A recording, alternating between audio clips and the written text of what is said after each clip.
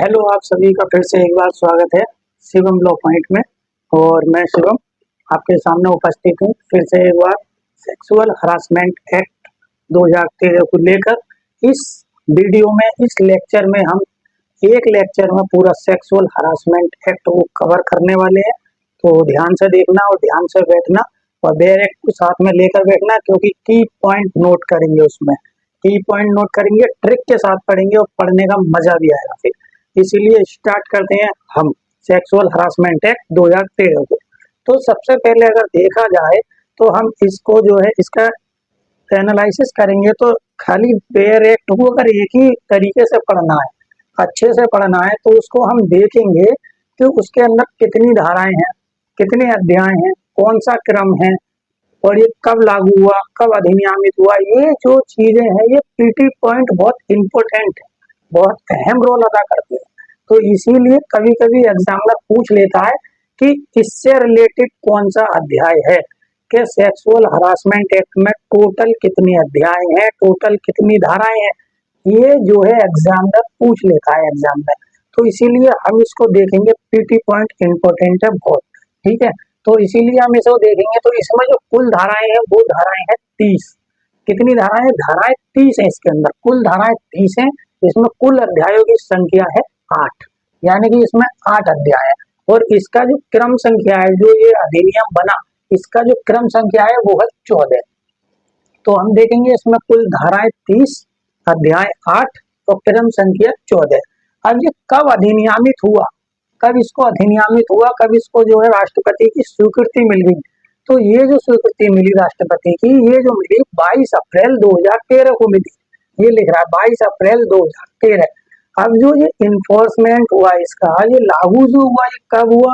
तो ये हुआ 9 दिसंबर 2013 को। तो 9 दिसंबर 2013 को ये लागू हो गया। इसका जो विस्तार है वो संपूर्ण भारत पर है, पूरे भारत पर इसका विस्तार है, यानी कि कह सकते हैं इस कानून का कब्जा पूरे भारत पर है।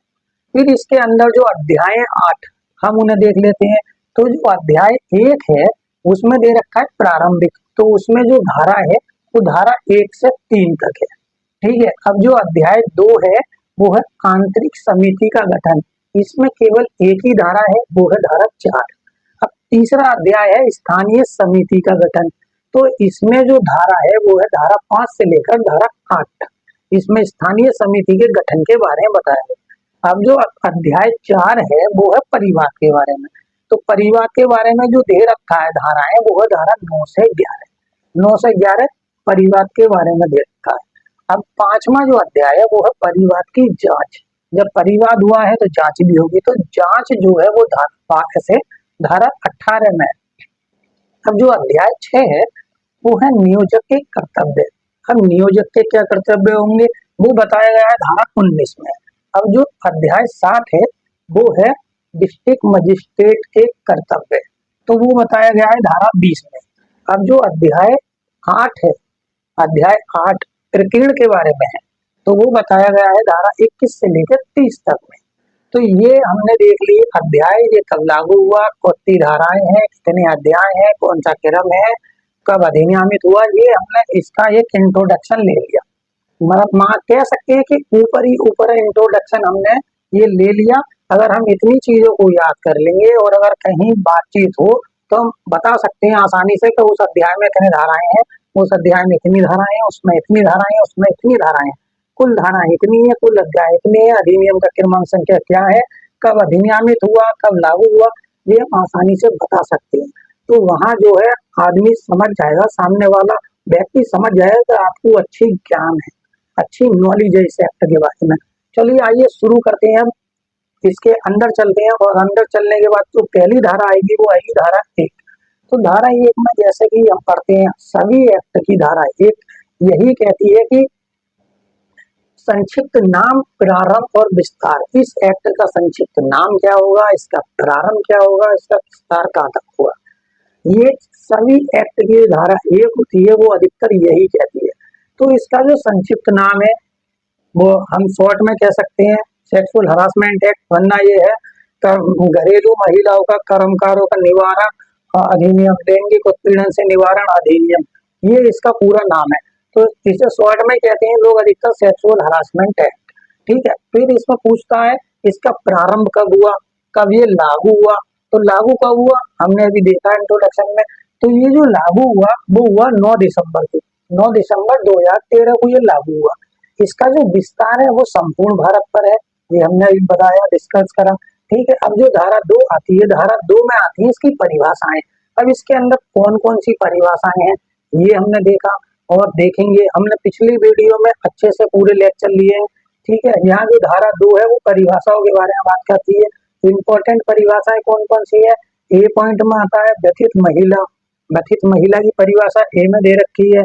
और डीएम मतलब कलेक्टर की परिभाषा, डिस्ट्रिक्ट कलेक्टर की परिभाषा, डिस्ट्रिक्ट मजिस्ट्रेट की परिभाषा डी में दे रखी है।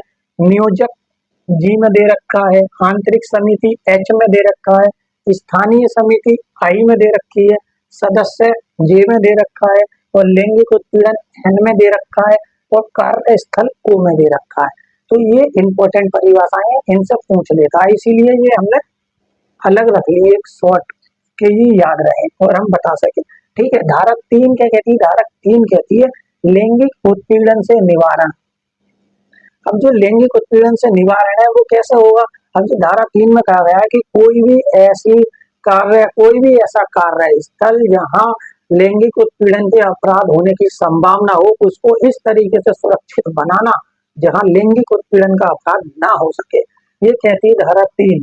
और जो धारा 4 है, जब लैंगिक उत्पीड़न का अपराध के लिए निवारण के लिए उसका कानून बना धारा 3 में, अब फिर धारा 4 आ जाएगा। अब क्या होगा कि एक आंतरिक परिवाद समिति का गठन होगा। मतलब कि अगर कोई ऐसा अपराध होता है तो वो कहाँ दर्ज किया जाएगा, इसीलिए एक आंतरिक परिवाद समिति का गठन किया जाएगा। और जो आंतरिक परिवाद समिति होगी वो जो गठित की जाएगी, जो भी ऐसा नियोजक है जिसने अपनी कंपनी या संस्था स्थापित की है वो ऐसी एक आंतरिक परिवाद समिति का गठन करेगा और ऐसा गठन नियोजक के द्वारा करा जाएगा। फिर उसके बाद में आ जाता है हमारे धारा 5। धारा 5 में आ जाता है डीएम को अधिसूचना। अब जो डीएम को जो अधिसूचना होगी वो कौन देगी, वो देगी राज्य सरकार। राज्य सरकार क्या अधिसूचना देगी कि जो भी जिला मजिस्ट्रेट है वो अपने क्षेत्राधिकार में ये देखे कि कहाँ पर ऐसी कोई संस्था विद्यमान है जहाँ कर्मकारों की संख्या 10 से कम है। किससे कम है, 10 से कम है। तो ऐसी संस्था अगर वहाँ विद्यमान है तो डिस्ट्रिक्ट मजिस्ट्रेट का ये कार्य होगा कि जो ऐसी संस्था जो भिन्न भिन्न जगह पर विराजमान है उनके लिए एक स्थानीय समिति का गठन करे।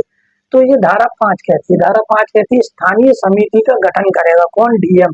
तो ये जो स्थानीय समिति का गठन करेगा तो फिर वो आ जाएगी धारा 6 में। अब धारा 6 में आ जाएगी स्थानीय समिति का गठन, धारा 6 के अकॉर्डिंग होगा। करेगा कौन, डीएम करेगा, ध्यान रखना है डीएम करेगा। ठीक है, डीएम करेगा स्थानीय समिति का गठन धारा 6 में। अब धारा 6 में स्थानीय समिति का जब गठन हो गया तो हम पढ़ेंगे फिर धारा 7। तो धारा 7 में आ जाएगा स्थानीय समिति की संरचना।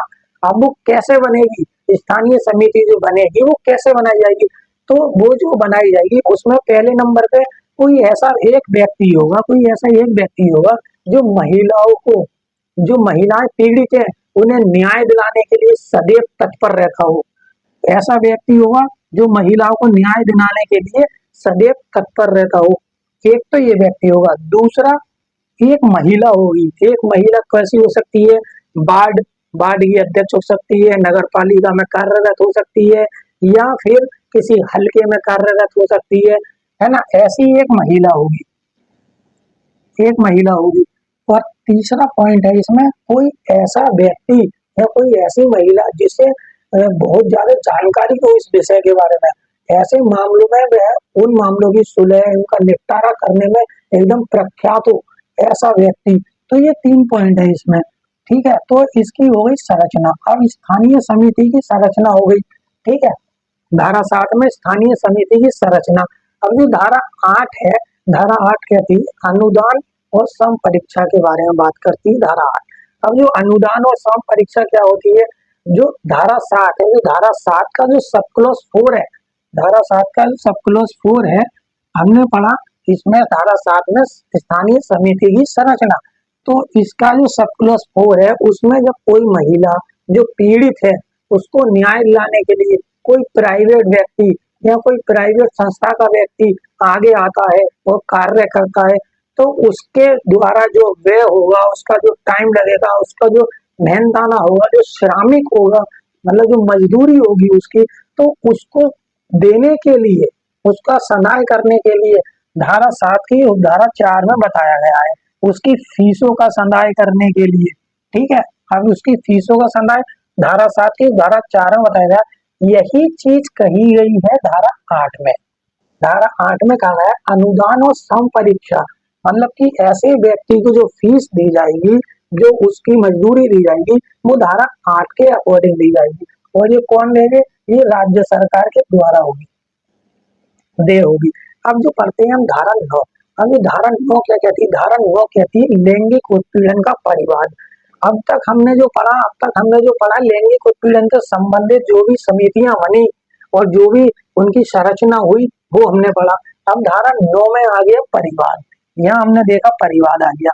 अब जो परिवाद होगा, अब जो लैंगिक उत्पीड़न का जब जो अपराध हो गया, तो उसके बारे में जब जो परिवाद किया जाएगा, वह परिवाद ऐसी तिथि, कैसी तिथि? जिस दिन घटना घटित हुई, जिस दिन घटना घटी, जिस दिन घटना घटी, उस तिथि से 3 माह के अंदर अंदर, उस तिथि से 3 माह के अंदर अंदर उसका परिवाद किया जाएगा। ये कहा गया है धारा 9 में। 3 माह का टाइम लिमिटेशन इसमें दिया गया है कि अगर आपके साथ कोई लैंगिक उत्पीड़न का अपराध होता है और आप पीड़ित हैं, आपके साथ ऐसी घटना घटित हुई है, तो आप उस घटना की तिथि से, उस घटना की तिथि से 3 माह की अवधि तक या 3 माह की अवधि के अंदर अंदर ऐसा परिवाद कर सकते हैं। ठीक है, ये कहा गया है धारा 9 में परिवाद के बारे में। अब जो आता है धारा 10 आता है। अब जो धारा 10 है, धारा 10 क्या कहती है? धारा 10 कहती है सुलह। अब ये धारा 10 कहती है सुलह। देखिए कैसा सुलह, यहाँ तो हमने करा परिवाद धारा 9 में। अब धारा 10 कहती है हमारी सुलह के बारे में, मध्यस्थता के बारे में। तो जो सुलह होगी, जो मध्यस्थता होगी, वो कब होगी? तो इसके लिए भी देखो, तो वो जब होगी जब धारा 9 के अंतर्गत जो परिवाद किया गया है, परिवाद के बारे में जो जांच चल रही है, जांच से पहले पहले सुलह हो सकती है। वो भी कैसे होगी? जो व्यथित महिला है, जो पीड़ित महिला है, पीड़ित महिला के अनुरोध पर, व्यथित महिला के अनुरोध पर, व्यथित महिला के अनुरोध पर सुलह होगी। अब सुलह के लिए जो व्यथित महिला है, अगर ये धारा 10 के अंतर्गत, धारा 10 के अंतर्गत अगर ये प्रार्थना करती है, निवेदन करती है, तो सुलह धारा 11 के बारे में जांच से पहले पहले, यानी कि जांच होने से पूर्व भी सुलह कर लिया जाएगा। ये कहा गया है धारा 10 में। और धारा 11 में परिवाद के बारे में जांच, तो परिवाद के बारे में जो जांच होगी वो धारा 11 में होगी। क्या? देखो धारा 9 में हमने पढ़ा लैंगिक उत्पीड़न का परिवाद, धारा 10 में सुलह। जब परिवाद हो गया तो यहाँ व्यथित महिला ने सुलह कर ली। अब सुलह जो होगी वो परिवाद से, परिवाद की जो जांच है उससे पूर्व ही होगी। तो धारा 11 में परिवाद के बारे में जांच, ये सब ध्यान रखना है एकदम ट्रिक वाइज। ठीक है। अब धारा 12 जांच के लंबित रहने के दौरान कार्रवाई। अब जो जांच के लंबित रहने के दौरान क्या कार्रवाई होगी, इसके बारे में बताया गया है धारा 12 में। तो धारा 12 में जो जांच के लंबित रहने के दौरान जो शब्द इसमें यूज करा गया है, वो है कि ऐसी कोई घटना घटित हुई है जिसका परिवाद किया गया है और उसकी जांच लंबित है, मतलब पेंडिंग है, जांच चल रही है। तो जब तक जांच लंबित है, उसमें जो है व्यथित महिला नियोजक से निवेदन कर सकती है। काय का निवेदन कर सकती है कि उसका जो स्थान है, कार्य स्थल है, उसमें स्थानांतरण कर दिया जाए, उसका स्थानांतरण कर दिया जाए अन्य कार्य स्थल में। ठीक है। दूसरा, उसे 3 माह की छुट्टी दे दी जाए, 3 माह की उसे छुट्टी दे दी जाए। अब तीसरा पॉइंट, अन्य कोई अनुतोष उसने चाहा हो, अन्य कोई अनुतोष हो, वो भी उसे प्रदान कर दिया जाए। ये कहा गया है धारा 12 में कि जांच के लंबित रहने के दौरान कार्रवाई, क्या कार्रवाई होगी कि महिला जो है उसके निवेदन पर, उसकी प्रार्थना पर नियोजक उसके स्थान का स्थानांतरण कर दे, उसे 3 माह की छुट्टी दे दे, लेकिन ऐसी छुट्टी उन छुट्टियों से अलग होगी जिसका हर व्यक्ति साधारण साधारण तौर पर हकदार होता है, उससे अलग होगी। ठीक है।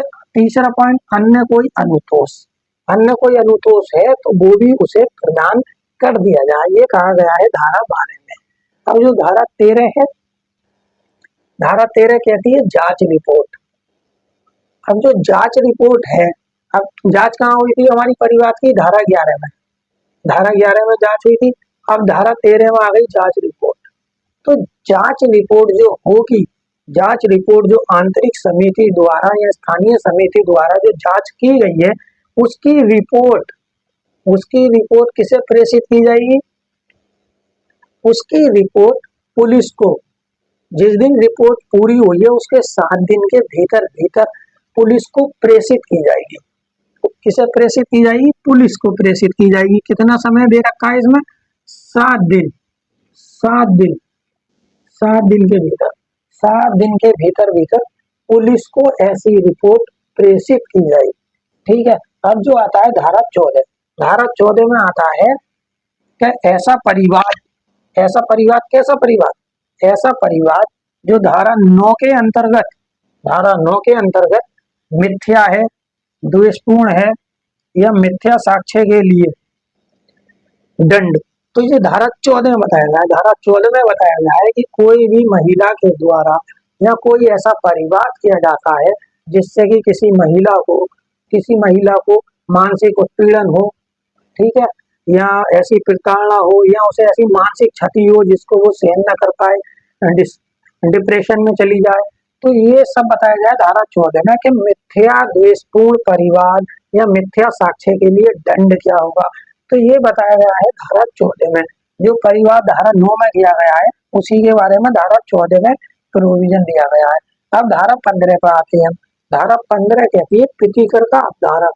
जो धारा 14 में, जो धारा 14 में ऐसा परिवार किया गया है जो मिथ्या है, द्वेषपूर्ण है या ऐसे साक्ष्य गढ़े गए हैं जो कि झूठे हैं, उन मिथ्या साक्ष्यों के लिए जो दंड है उसके प्रीतिकर का अपधारण धारा 15 में किया गया है। उसका जो प्रीतिकर होगा वो क्या होगा धारा 15 में। तो धारा 15 कहती है कि ऐसी व्यथित महिला है जो कि मान लीजिए बीमार हो गई है, ऐसी घटना के बाद में इतनी मेंटली टॉर्चर हो चुकी है वो कि वो अपने आप को सही नहीं रख पा रही है, ना ही अपना सही से ध्यान रख पा रही है। मेंटली टॉर्चर होने के कारण वो डिप्रेशन की शिकार हो गई है। तो ऐसी महिला के लिए धारा 15 के अंतर्गत प्रीतिकर का अपधारण किया जाएगा। उसकी चिकित्सा के लिए प्रीतिकर का अपधारण किया जाएगा। किसके लिए? चिकित्सा के लिए। ठीक है। और ऐसी कोई मुश्त रकम जो प्रीतिकर के रूप में उसे देने के लिए आदेश दिया गया हो, वो या तो एक मुश्त रकम या किस्त में, ऐसी एक मुश्त रकम या किस्त में दी जा सकती है। ये कहा गया है धारा 15 में। तो धारा 15 तक हमने पढ़ा। तो देखो एक बार फिर से धारा 1 में संक्षिप्त नाम प्रारंभ विस्तार, धारा 2 परिभाषाएं, परिभाषा किस किस की, एक में व्यथित महिला, डी में आ गया 2D में आ गया डीएम, 2G में आ गया नियोजक, 2H में आ गया आंतरिक समिति, 2I में स्थानीय समिति, 2J में सदस्य और 2N में लैंगिक उत्पीड़न और 2O में कार्यस्थल। फिर आ जाएगा धारा 3 में लैंगिक उत्पीड़न से निवारण। फिर धारा 4 लैंगिक परिवार आंतरिक परिवार समिति का गठन, ये धारा 4। धारा 5 डीएम को अधिसूचना। धारा 6 स्थानीय समिति का गठन। धारा 7 स्थानीय समिति की संरचना। धारा 8 अनुदान और संपरीक्षा। धारा 9 लैंगिक उत्पीड़न का परिवार।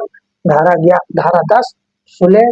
धारा 11 परिवार के बारे में जांच। धारा 12 जांच के लंबित रहने के दौरान कार्रवाई। धारा 13 जांच रिपोर्ट। धारा 14 मिथ्या द्वेषपूर्ण परिवाद या मिथ्या साक्ष्य गणना और धारा 15 प्रीतिकर्ता अवधारा तो कहती है जांच कार्रवाइयों का प्रतिषेध। अब धारा 16 के अंतर्गत अगर हम देखें तो धारा 16 में क्या है, जांच कार्रवाइयों का प्रतिषेध। अब जांच जो हमने पढ़ी थी तो परिवाद की जो जांच पढ़ी थी वो हमने पढ़ी थी धारा 11 में, ठीक है। तो जो जांच कार्रवाइयों का प्रतिषेध है उसका क्या मतलब है कि जो सूचना अधिकार अधिनियम है हमारा, सूचना अधिकार अधिनियम अधिनियम 2005, ठीक है। सूचना अधिकार अधिनियम जो 2005 है तो इसके अंतर्गत किसी भी व्यथित महिला की कोई भी जांच, कोई भी रिपोर्ट प्रकाशित नहीं की जाएगी, ना ही मीडिया को दी जाएगी, ना ही सामाजिक की जाएगी, ना ही किसी ऐसे व्यक्ति को दी जाएगी जो सोशल वर्कर है। तो ये कहा गया है धारा 16 में कि ऐसी कोई भी जांच है, कि ऐसी कोई भी जांच है जो धारा 11 में परिवाद की गई है तो उसके बारे में जो महिला के बारे में जो भी तथ्य आए हैं, जो भी फैक्ट आए हैं, जो भी एविडेंस मिला है तो उसकी जो भी जानकारी है, यानी कि उसके पते की जानकारी, उसके महिला की जानकारी, उसके फोटो चित्रों की जानकारी, उसके नाम की जानकारी, उसका एड्रेस, उसमें से कुछ भी प्रकाशित नहीं किया जाएगा। ये कहती है धारा 16 कि कुछ भी प्रकाशित नहीं किया जाएगा। अगर ऐसा किसी ने किया, धारा 16 के अंतर्गत अगर ऐसा किसी ने किया है तो उसके लिए जो शास्ति है, जो दंड है वो धारा 17 में कहा गया। यानी कि देख सकते हैं कि धारा 16 में जांच कार्रवाइयों का प्रतिषेध, ठीक है। फिर धारा 17 में उसके लिए शास्ति की बात की गई है, उसके लिए शास्ति, उसके लिए क्या दंड होगा ये धारा 17 बताती है। और फिर आते हैं हम धारा 18 में। तो धारा 18 में कहा गया है कि अपील। अब कोई भी ऐसे मामले हैं जो धारा 13 की उपधारा 2, उपधारा 1, उपधारा 4 के अंतर्गत किए गए हैं तो ऐसे मामले की जो अपील होगी वो 3 माह के अंदर अंदर, वो 3 माह या 90 दिन में की जाएगी। ऐसी अपील 3 माह या 90 दिन के अंतराल में की जा सकती है, ये कहा गया है धारा 18 में। अब जो अपील जो की जाएगी वो उसी जगह पर होगी जहां पर इस अधिनियम के द्वारा उस स्थान को विहित किया गया है, वहां पर अपील की जाएगी, धारा 18 कहती है। अब जो धारा 19 है वो है नियोजक के कर्तव्य। अब नियोजक के क्या कर्तव्य होंगे? जब नियोजक कोई कंपनी बनाएगा, कंपनी का निर्माण करेगा कोई नियोजक, तो जब कंपनी का निर्माण करेगा तो उसकी ये ड्यूटी होगी कि सबसे पहले वो सुरक्षित वातावरण तैयार करेगा, सुरक्षित वातावरण होना चाहिए उसका। दूसरा पॉइंट कि ऐसी इस अधिनियम के बारे में, इस अधिनियम के बारे में जागरूकता फैलाए और ऐसे मतलब कि पंपलेट उसमें फैक्ट्री में या कंपनी में लगाए जिससे कि लोग जागरूक हो सके। ये करेगा, क्या करेगा? जागरूकता फैलाएगा, ठीक है। जागरूकता के साथ साथ ऐसे कार्य करेगा, स्थानीय समिति या आंतरिक समिति का गठन करेगा, ये भी इसी के अंतर्गत आएगा। तो ये सब नियोजक के कर्तव्य के बारे में आएंगे। और अगर ऐसी कोई घटना घटित होती है तो वहां साक्षियों की उपस्थिति के लिए भी कार्य करेगा, वहां एविडेंस को इकट्ठा कराएगा, वहां उस महिला की शिकायत आंतरिक समिति या स्थानीय समिति को करेगा, उसकी कार्रवाइयों में उसकी मदद करेगा। ये है सब नियोजक के कार्य जो कि बताए गए हैं धारा 19 में।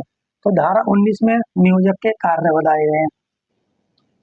अब आते हैं हम धारा 20। अब धारा 20 क्या कहती है? धारा 20 कहती है जिला अधिकारी के कर्तव्य। जिला अधिकारी के मतलब कि डिस्ट्रिक्ट मजिस्ट्रेट के क्या कर्तव्य होंगे? तो डिस्ट्रिक्ट मजिस्ट्रेट का जो कर्तव्य होगा सबसे इम्पोर्टेंट है धारा 20 की उपधारा 2। उपधारा 2 में कहा गया है कि ऐसी रिपोर्ट जो स्थानीय समिति या आंतरिक समिति जो प्रेषित करने वाली है उसको मॉनिटर करेगा। मॉनिटर मतलब देख रेख करेगा उसकी। कौन करेगा देख रेख? डिस्ट्रिक्ट मजिस्ट्रेट उसको मॉनिटर करेगा। मॉनिटर, मॉनिटर माने देख रेख। ये इम्पोर्टेंट है, बहुत बहुत ही ज्यादा इम्पोर्टेंट है।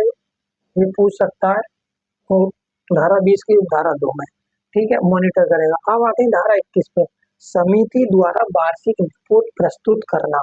अब जो समिति है, जो आंतरिक समिति है जो आंतरिक समिति और स्थानीय समिति जो बनाई गई है, अब जब ऐसी कोई घटना घटित हुई, जो परिवाद हुआ, उसके बारे में जो जांच हुई, जांच के बारे में उसकी जो क्रम संख्या वगैरह है, ऐसी रिपोर्ट जो पूरी बना के उसने तैयार की है, तो अब वो किसी को प्रेषित करेगा, तो किसे प्रेषित करेगा? तो जब ये धारा 21 के अंतर्गत रिपोर्ट को प्रेषित करेगा, तो एक तो डिस्ट्रिक्ट मजिस्ट्रेट को प्रेषित करेगा, यानी कि जिला अधिकारी को, और दूसरा करेगा नियोजक को। नियोजक इन दोनों को ये रिपोर्ट को प्रेषित करेगी। कौन सी? स्थानीय समिति या आंतरिक समिति ने जो रिपोर्ट बनाई है उसको प्रेषित करेगी। अब जो धारा 22 आती है वो कहती है नियोजक द्वारा जानकारी को सम्मिलित करना। अब धारा 22 क्या कहती है? नियोजक द्वारा जानकारी को सम्मिलित करना। ठीक है, अब नियोजक क्या जानकारी देगा? नियोजक जो जानकारी देगा वो बताएगा कि इसकी अपराध संख्या क्या है, कितने अपराध हो चुके हैं, इसका क्रम क्या है, साक्षी कौन है, ये सब जानकारी कौन देगा? ये देगा नियोजक। नियोजक जो जानकारी देगा उसको सम्मिलित करना धारा 22 में बताया गया है। यानी कि धारा 21 में हमने पढ़ा कि समिति द्वारा वार्षिक रिपोर्ट प्रस्तुत करना, और धारा 22 में आ गया कि नियोजक द्वारा जानकारी को सम्मिलित करना। ठीक, धारा 22। अब जो धारा 23 आती है वो आती है समुचित सरकार द्वारा कार्यान्वयन को मॉनिटर करना। अब जो समुचित सरकार है, समुचित सरकार से मतलब है राज्य की सरकार जो मौजूदा है। ठीक है, राज्य की सरकार से है। तो धारा 23 कहती है कि समुचित सरकार द्वारा कार्यान्वयन की मॉनिटरी। अब यहाँ फिर से मॉनिटरी का शब्द आया है, तो मॉनिटरी का मतलब होता है देख रेख करना। क्या मतलब होगा इसका? देख रेख करना। देख रेख करना, क्या देख रेख करना? कि समुचित सरकार जो है वो ये देखेगी कि उसके स्टेट के अंदर, उसके राज्य के अंदर ऐसे अपराधों के बारे में क्या कदम उठाए जा रहे हैं। तो ऐसे अपराधों के बारे में जो कदम उठाए जा रहे हैं उसमें कितने अपराध का निपटारा किया गया है और कितने अपराधों में व्यक्तियों को दंडित किया गया है, ये कहा गया है धारा 23 में। अब जो धारा 24 है वो धारा 24 हम देखते हैं। अब जो धारा 24 है समुचित सरकार द्वारा अधिनियम का प्रचार। तो यहाँ खाली हम ये की पॉइंट पकड़ेंगे, प्रचार। ठीक है, समुचित सरकार द्वारा अधिनियम का प्रचार धारा 24 में कहा गया। तो धारा 24 में जो समुचित सरकार है वो क्या करेगी कि ऐसे अधिनियम का, इस अधिनियम का प्रचार किया जाए। अब प्रचार कैसे होगा? या तो शैक्षणिक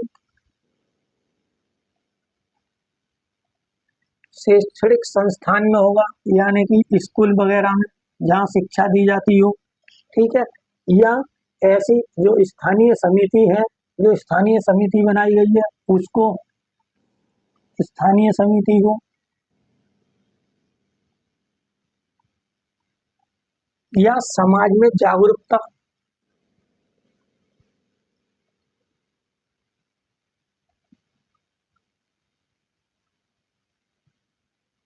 तो ये जो कार्य होंगे ये कार्य करवाएगी समुचित सरकार। समुचित सरकार द्वारा अधिनियम का प्रचार। तो धारा 24 में कहा गया है कि समुचित सरकार द्वारा अधिनियम का जो प्रचार किया जाएगा वो शैक्षणिक संस्थान में, स्थानीय समिति या समाज में जागरूकता फैलाने वाले कार्य के लिए किया जाएगा, ताकि ज्यादा से ज्यादा लोग इसमें एक्टिव हो सके और इस कानून को समझ सके, अपने अधिकारों को जान सके। ये कार्य कौन कराएगी? समुचित सरकार। अब आते हैं हम धारा 25 पे। धारा 25 कहती है निरीक्षण करने की शक्ति। अब जो धारा 25 है वो कह रही है निरीक्षण करने की शक्ति। अब जो निरीक्षण करेगा वो कौन करेगा? तो निरीक्षण भी तो समुचित सरकार ही करेगी ना। तो धारा 24 में समुचित सरकार को कहा गया है। अब धारा 25 में हमें आती है कि समुचित सरकार निरीक्षण करेगी। निरीक्षण करने की शक्ति किसकी? समुचित सरकार की। जो सरकार है, जो गवर्नमेंट है, स्टेट गवर्नमेंट, उसकी निरीक्षण करने की शक्ति। तो ये जो शक्ति जो है वो एक लिखित में होगी, एक लिखित सूचना के द्वारा होगी। ऐसी शक्ति लिखित सूचना के द्वारा ऐसे किसी मामले का निरीक्षण कर सकती है, या ऐसी किसी संस्था का, या ऐसे किसी जिले में जाकर ऐसी सूचनाओं का, ऐसी कमेटियों का, जो स्थानीय समिति है, आंतरिक समिति है, या ऐसे नियोजक का, ऐसी लिखित सूचना के तहत ऐसा निरीक्षण करने की शक्ति है वो राज्य सरकार को है, यानी कि समुचित सरकार को है। अब धारा 26 देखते हैं। धारा 26 में अधिनियम के अनुपालन के लिए शास्ति, अधिनियम के अनुपालन के लिए शास्ति मतलब कि अगर कोई इस अधिनियम का अवहेलना करता है,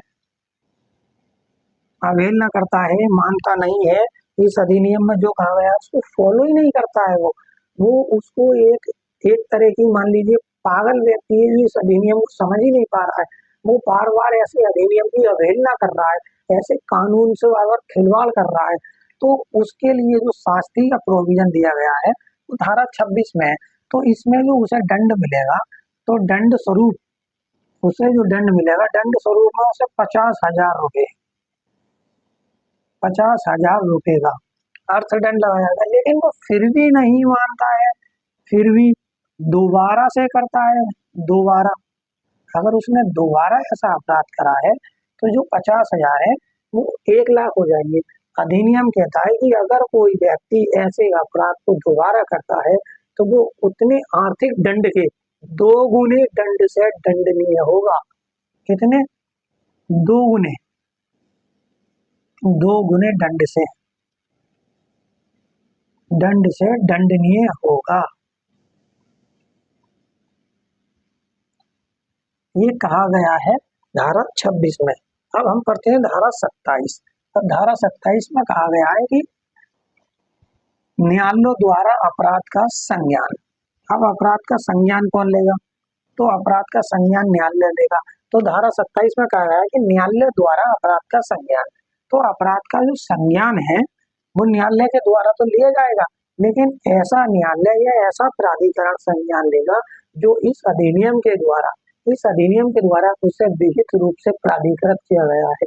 ऐसा न्यायालय या ऐसा प्राधिकरण ही संज्ञान ले सकता है। ठीक है। अब इसका जो विचारण होगा, इसका जो ट्रायल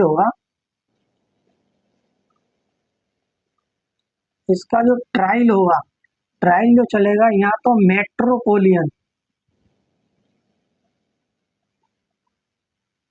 मेट्रोपोलियन मजिस्ट्रेट या फिर फर्स्ट क्लास का मजिस्ट्रेट